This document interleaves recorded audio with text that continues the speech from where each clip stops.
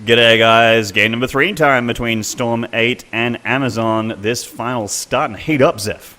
Yeah, it sure is. We've got this series tied up 1-1 so far. So it's still anyone's match to win. That's right. I would have to say that Amazon probably still the favorites, finishing pretty highly on the ladder this season, sorry. And Storm8 still the underdog. That said, we have to take into account they did remove the top-seeded team from the competition last week.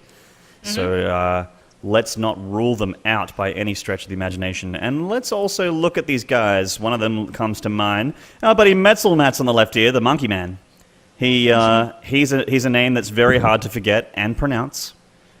We definitely have casted him before. I think Amazon might have actually been our first week of AHGL casting. So it's come full circle, Zepph. Sunrise, sunset. Indeed has. Good to see Metzelmat's out on the field again, and he's actually got a pretty impressive record this season. 6 wins, 3 losses. Pretty damn good. He is a Zerg, and it is by no means surprising to see that his champion hero is Nesty himself, the creator of the universe. And what can you tell us about Nasher? Nash has had a little bit of a hard time in the league by the looks of it with 1-5, but I mean, we don't know why that's happened. You can lose the silliest games, so perhaps he can make that 2-5 today up against Metzelmat's. Yep. And yeah, we don't know too much about him otherwise. I think we actually may not have had a chance to cast Storm8 before now because we're really not too familiar with their players. Yeah, I don't believe I've had the pleasure of casting Nasher before, but I did catch the Storm8 upset over Epic last week on Day 9 stream and did see Nasher and Short Round play. So I'm expecting good things. The guy is high level, he's Masters. The league's been a bit rough on him, but I think that he definitely has the potential to bite back a little bit, even against a caliber of Metzelmat's.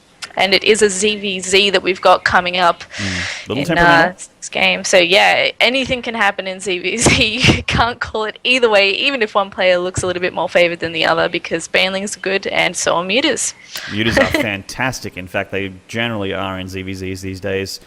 And anyway, enough chatter. Let us watch the murder. Let's do it. Moving into game number 3, guys. Let's get amongst it. All right, starting that game in the top left here, we have got Storm8's Nasher. And his opponent spawning in the bottom right-hand corner, it is Metzelmat's. He's amazing. Sure is. So blue versus red. I love that they force him to be blue and red. Yeah. They keep it consistent. These AHGL admins, mwah, to you. Thank you. You've made our lives a lot easier and been very, very professional and lovely to deal with. Indeed, and this is our last week of AHGL, Maynard. It is our last week, sad. Zepph. It is really sad. I've enjoyed these. It's like a weekly date thing, you know. We know that at certain times, part of the week, that we're going to need to organize AHGL things, and we get all our production ready, and we get I'll put my hat on and. Yeah, it's been actually so much fun doing this, and we've actually gotten some really great experience casting Heart of the Swarm from it. On Heart of the Swarm's release, we came out of the gates swinging, Zepph, because of our beta casting experience from AHGL, so it's been really good for us as well. Of course, it's been really heartwarming to see just people recognizing our names every now and then in the stream chats of places, just random places going, hey, good luck in AHGL, and you go, wow, thanks, man. Yeah, so thank you to all you guys that have been supporting us. Actually, we really, really appreciate it. And those of you who have also been supporting our dear friend from C. Duckville, who has also made it this far. Guys, either of us, we would love to see an Australian smash this thing. So go for Zepphnard, go for Duckville, whatever you like. Either way, we've had an amazing experience and wouldn't have wished it go any other way. We certainly have, so perhaps we should just have a quick look at what's going on in this ZVZ. Oh, we can talk StarCraft for a minute if you like. Yeah, I'm going to get emotional soon talking about the end of HGL. Luckily, we're off cam because I was fanning my eyes a little bit, just like a little bit of a lady. But Nasher did go hatch first there. Pull first for Gasless for Metzelmat's here. So a pretty quick pull post that and going for a gas immediately thereafter. So that is the build order for both players here. Yep, that's how it is. And this is Belshire Vestige. Correct me if I'm wrong. No, you are absolutely correct, Okay. Zepph. You're never wrong. God. I'm terrible with map names in Heart of the Swarm.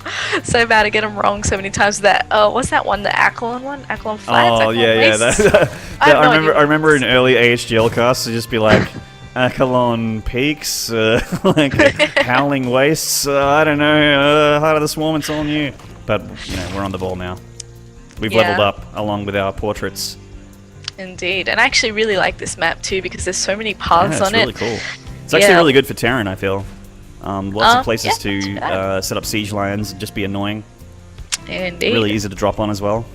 True, but on the flip side, there's a lot of places to run your opponent around. So if they're in a position that you don't like, you can kind of bypass them, go for base trades. I've seen a lot of sticky situations happen on this map because of that kind of map architecture that allows you to kind of take 3 different paths to your desired location. So I guess we'll see what happens in ZVZ where everything is super mobile. And being a lover of ZVZ, you probably create more sticky situations than have to be in, I guess. Yeah. Banelings do like to cause problems for anyone that doesn't have them. Speaking of, Mental Matt's going for that Baneling nest right away. Yep. Nice and defensive. Nice having for the Baneling nest too. It's quite early, so he can actually skip out on a spine crawler for a little bit longer. And it looks like Nasher is pretty much going the same. He's being very passive, taking his Baneling nest now too. And both players are starting to make a few lings. Let's see if they're going to be aggressive or if they're just going to scout.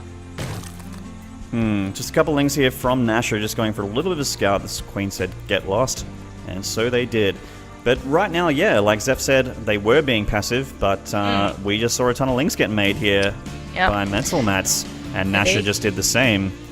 So we might actually have that awkward situation where both players go for Baneling aggression and meet each other in the middle of the map. Yeah, actually no, Mental Mats is going to be defensive, so yeah, he's he knows what good. he wants.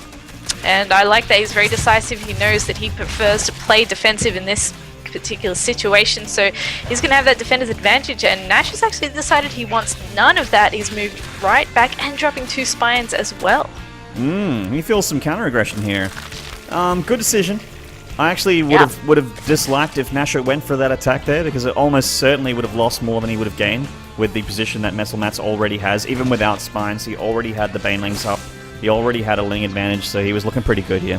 Yeah, that's very true. And if you're not confident that you can control well enough to make sure you come out on top, backing off is definitely the right idea. I'm not sure about the 2 spines. That's a bit of an overreaction, unless he actually wants to use those to transition into his lair tech, in which case he may very well need those later on in the game. And if in doubt, pull out. A lesson that I learned in high school.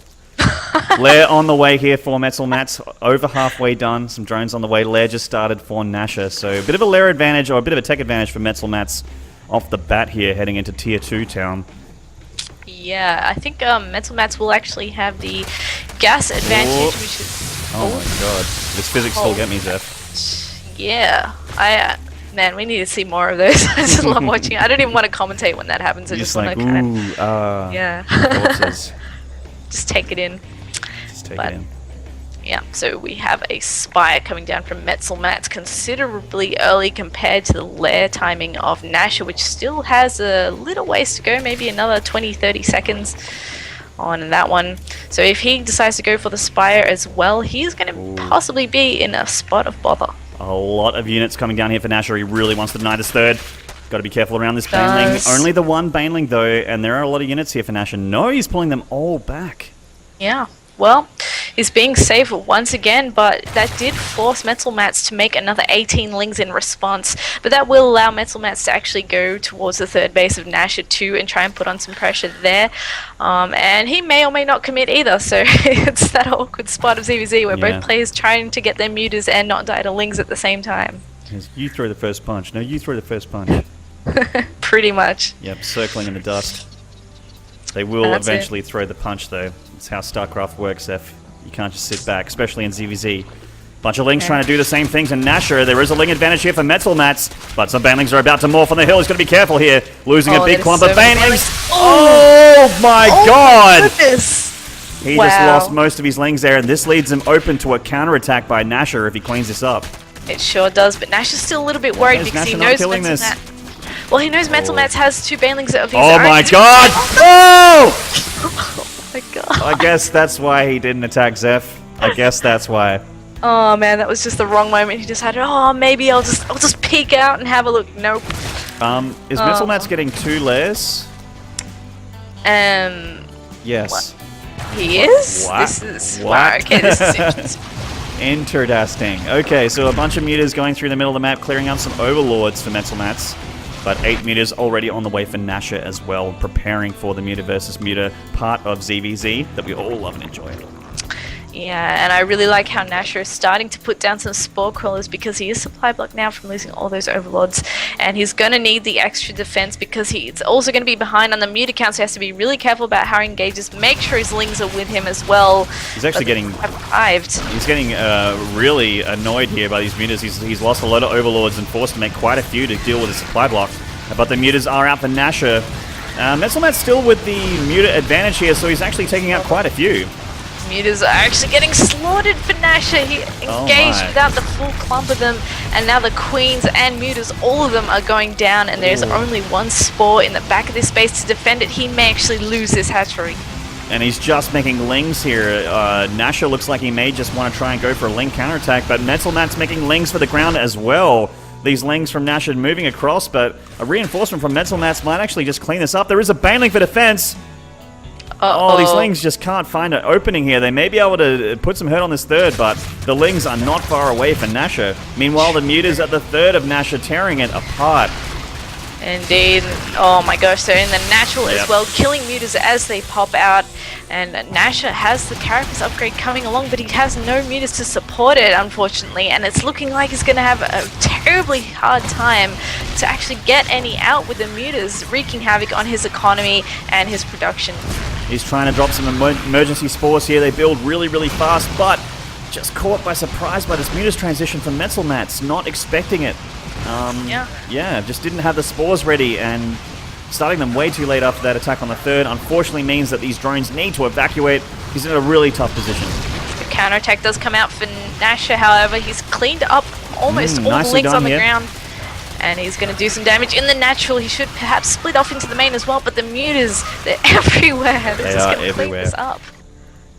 Heart of Mental Mats' swarm is all over the place.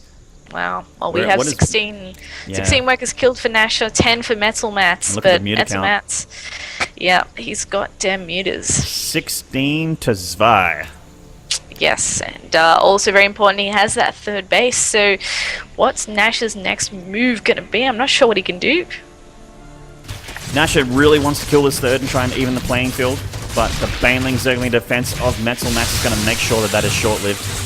Indeed. The links go down to the Baneling. A few more mutas pop out for Nasher while the Mental Mats mutas continue to wreak havoc, and GG comes down from Nasher. Just too many mutas. Too many mutas on the dance floor. I think we should call them the Metal mutas. Metal mutas. Let's be clever and coin that phrase. Feel free to use that. It is free of charge, courtesy of Zepph Nard. Metal mutas. Well, guys, that was your standard ZVZ. Did go into muta play towards the later part of that game there. Very well played from both players. Great decisions. Some really knife-edge action scenes there. A lot of Baneling hits and large clumps of Zerglings, which I absolutely love to see happening. It's basically my favorite part of ZVZ. I really loved it when ZVZ was just Ling Baneling. Yeah. I never got sick of it. I know a lot of people did, but I never did. Oh, yeah. It's always enjoyable.